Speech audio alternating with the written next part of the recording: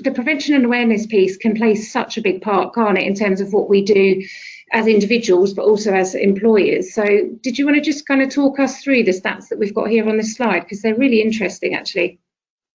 Yeah, absolutely. Thank you, Karen. So we've got two different areas here. We've got prevention and awareness. And prevention is really about promoting lifestyle changes. So things that we do consistently and continuously in our life that can allow us to reduce our personal risk of cancer. And then on the right-hand side, we have awareness. And awareness is really about raising an awareness or an understanding of the symptoms, which we may need to get reviewed by our doctors and clinical staff. And also things like screening programs and private tests which may be available, which allow us to diagnose cancer sooner. So on the left-hand side here, one of the most important reasons why prevention is becoming such a huge part of the national strategy of government strategies, and then bringing that down to a local level, is because 40% of cancer cases can be prevented through lifestyle changes. And that's extremely powerful, because that means that things that we can do, you and I can do on a daily basis, can actually reduce our future risk of developing cancer. And I think what's really important here is we know that cancer is a disease of age. So what we put into our bodies today, what we do to ourselves today, will reflect what happens in 10 or 20 or 30 years' time. And so prevention is extremely important. Here, for example, we've got some examples such as changing your diet or improving your diet, lifestyle changes such as stopping smoking, reducing the amount of alcohol that we drink, and exercise. These are all things that we can do in terms of prevention. The other side that I wanted to then talk about was awareness.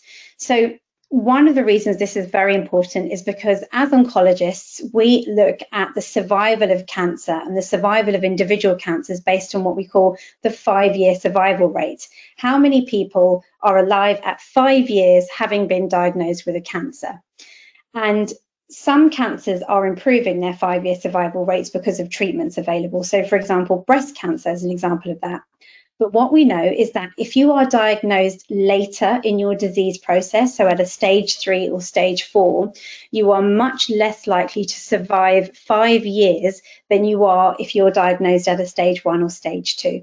So that impact of awareness, of truly understanding what are your symptoms, should you go and get them checked out, are there availability of screening programs, that really drives up that early detection piece that we're talking about. Yeah, it's really interesting, isn't it? And I guess, you know, the NHS, of course, do some amazing work, don't they, in terms of trying to look after all of us, and our sort of private healthcare sector also doing the same. But I guess the reality is the NHS probably don't have the time or capacity to do as much as they would like around prevention and awareness. Would you agree, Seema? It's tough, isn't it? Absolutely. So Western medicine is known to be reactionary.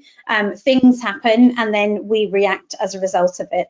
And I think there is now a level of increasing understanding, and again, taking it back to that sort of government level, that things need to change in the way that we practice medicine. And so the NHS is now moving much more towards a preventative strategy, but these are, 20 or 30 year goals that are just starting really now or in the last year or so. And so we must take action ourselves to make sure that we, are driving up some of that preventative medicine in ourselves today.